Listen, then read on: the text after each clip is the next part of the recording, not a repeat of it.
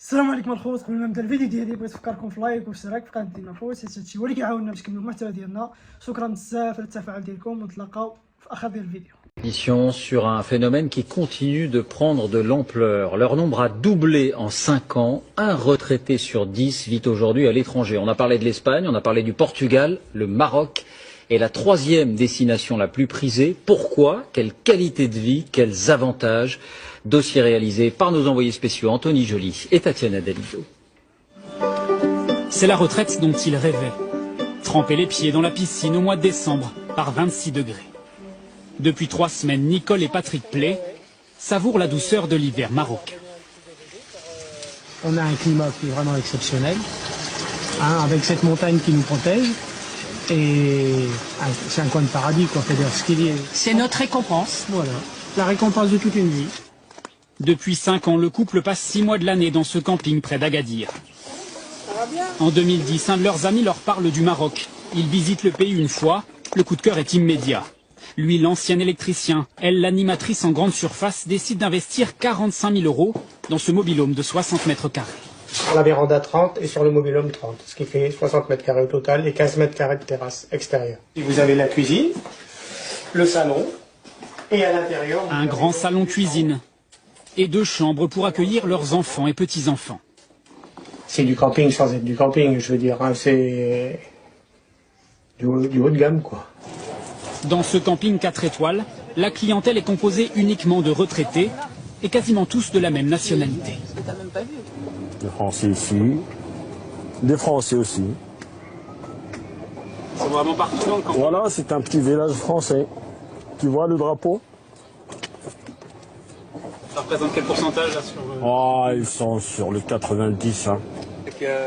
Des retraités pour la plupart arrivés récemment. Dans le camping, ils sont 2 fois plus nombreux qu'il y a 3 ans et la tendance gagne tout le pays. Depuis une dizaine d'années, le Maroc est devenu le royaume des retraités français. Ils sont près de 60 000 à s'être installés dans le pays et tout est fait pour en attirer de nouveaux. Vous allez découvrir derrière cette porte un village d'un tout nouveau genre, spécialement conçu pour les retraités. 163 maisons, la plupart avec piscine privée, réparties sur 28 hectares. Voici le complexe immobilier d'Yar Shemsi, littéralement les maisons du soleil. Ici, les retraités sont propriétaires et résident à l'année. Un village, gardé 24 heures sur 24 par des agents de sécurité. À l'intérieur de cette ancienne orangerie, pas de voiture, seulement de longues allées un peu vides en ce début d'après-midi. C'est dans ce cadre calme que Mireille et Joël Bourguignon ont acheté cette maison il y a 3 ans. On rentre chez nous. Donc là, nous arrivons dans la salle à manger, cuisine américaine ouverte. تقول لي علاش ما يجبغوش المغاربه؟ حنا نبغوا المغاربه خويا، وعلاش يديروا معنا هاد المشاكل كاملين؟ مشاكلكم ماشي حنا الشعب مع الشعب خوا احنا خوا مع الشعب. اسمع انا المغربي احنا خوا مي هذه المشكل جاي فوق مش جاي من تحت. دوك هذه الحكومه في بعضها واحد بيرسون لو سي. دابا نتوما واحد الفئه ديال الشعب فريمون كتبغينا، وواحد الفئه ما كتبغيناش فريمون باغا معنا المشاكل. مدينه الاستقلال 62 درك 2021 اسكو يا بروبليم انتر المغرب والجزائر؟ كاين مشكل. حنا نبغيوكم. واحد المشكل تاعنا هو انا جاي الفوق ونكبروا بكم. اسمع احنا نبغيوكم فريمون نبغيوكم وكنكبروا بكم بزاف، مي نتوما علاش طيحوا بينا؟ ما طيحنا قسم. سمعت واحد جزائري طيح في المغرب قسم. اسكو احنا قسم الجزائر احنا قسم المغرب. احنا خايفين اسمع جانا الاستعمار قسمونا. علاش قسمتنا؟ باش ما نوليش دوله قويه. قوه اسمع عندنا قوه برك ما بين المغرب العربي ما نجوش اوروبا خلاص. شو اسمع ما نجوش اخي اوروبا عندهم 20 لونغ متحدين. حنايا عندنا انسان لونغ لا اله الا الله محمد رسول الله مش متحدين. وعلى مش متحدين كاينه واحده من فوق ما تخليناش نتحدوا. يديروا مشاكل. لا فهمتها هذه خويا العزيز. وانا صورنا خوا خويا اسمع. How hot that grill is, you can see the red coals underneath and there's liver and chicken on that, and honestly I wish you were here standing next to me so you could smell exactly what I'm smelling, because that is unreal. The spices on that chicken are just grilling away. I cannot wait to eat this. I am starving.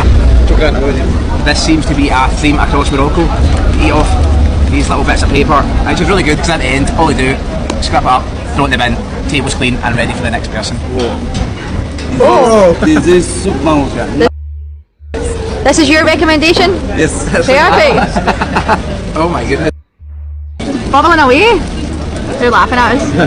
So this dish here is the one that our waiter recommended, and It sort of looks like a pot of lava. You'll see it is splashing all around us. So hopefully we can eat this dish tomorrow morning for breakfast, because I doubt anyone's getting near this tonight. It's literally splashing on me. This goes in here. Okay.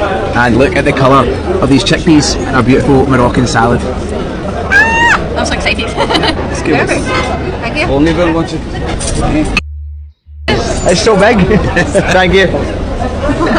Oh my word, this is the seafood platter. There is shrimp, there is calamari, there is 4 fish. I have no idea what is on here, but we're about to find out as we dig in through this plate. Well, we weren't lying when we said we were ordering a feast tonight. The table is just jam-packed with food. I don't even know where to begin. So we have meat skewers, spicy sauce, seafood platter, the soup recommended by the waiter, Moroccan salad, chickpeas, and some lovely fresh breads. Alan, where should I start? I think we've got to go for this gigantic seafood platter. Shannon, dig in. There's so much to choose from on that plate. I don't even know where you start. Right, well, let's get some fresh lemon on first.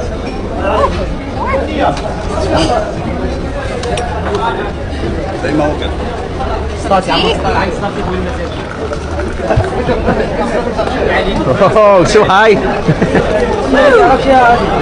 Thank you. Shukran, thank you. We've even got it. Perfect. There we are, make some more space. Yes.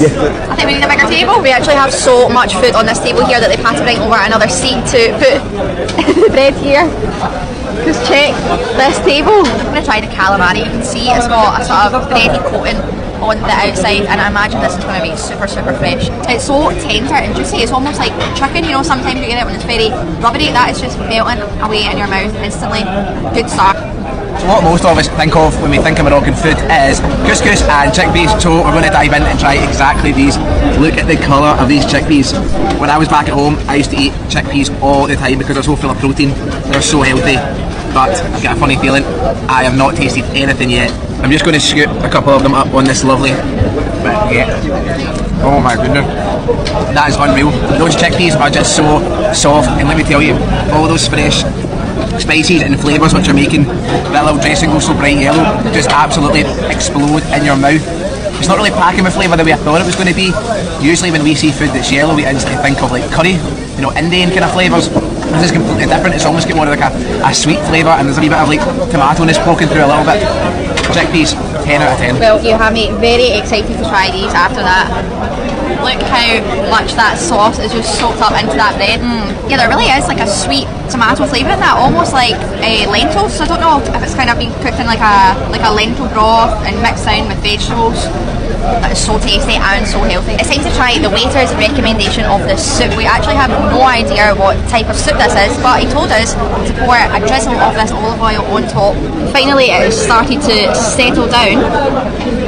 There we are. I guess you could almost say that looks a bit like hummus now, because it's quite a thick texture and you get the olive oil on the soup sometimes. So I'm just going to dig in, get a bit with the olive oil. You can just see how thick and sort of gooey the texture of this is. It's more like a paste than a soup. I think that olive oil really helps break that down because it has just been sizzling away in this pan, but it also has a very fishy texture, but almost like lentil soup.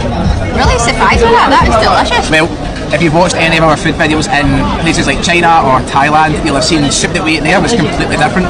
It was huge big bowls, the broth was clear, it was really thin, and now look at this. Same dish, just a different part of the world. Let's give it a try. Now because it's green, I'm totally expecting this to be like pea or broccoli soup, but the way Shan described it, I think it's going to be completely different. The first thing that gets there is the texture. It's really thick and really dry, but that flavour is quite unique. I cannot put my finger on that, but that's quite an addictive flavour. It's kind of pulling me back into that, and it is honestly just so thick. You almost just put it in your mouth and swallow it whole. Look, the thickness of that is just staying onto the spoon. You could probably spread that on the bread that's here, and we're also noticing that everyone that's sitting around us is eating this same soup. So I'm guessing this. السلام عليكم اخوات. قبل ما نسالي الفيديو ديالي بغيت نفكركم في اللايك والاشتراك في قناتنا الخوت، حيت هادشي هو اللي كيعاوننا باش نكملوا في المحتوى ديالنا. كنتمنى يكون عجبكم الفيديو، عجبكم المحتوى ديالنا اللي حاليا كنحاولوا ننزلوا شي حاجه جديده، شي حاجه زوينه. وشكرا بزاف على الدعم ديالكم، اللايكات الاشتراكات. بدينا نرجعوا التفاعل ديالنا كيف ما كان، نرجعوا احسن ان شاء الله. عندي الثقه في الله فيكم، وحنا ماشيين في هذه القناه شويه بشويه حتى نوصل الاهداف ديالنا، ونتلاقاو في فيديو جديد.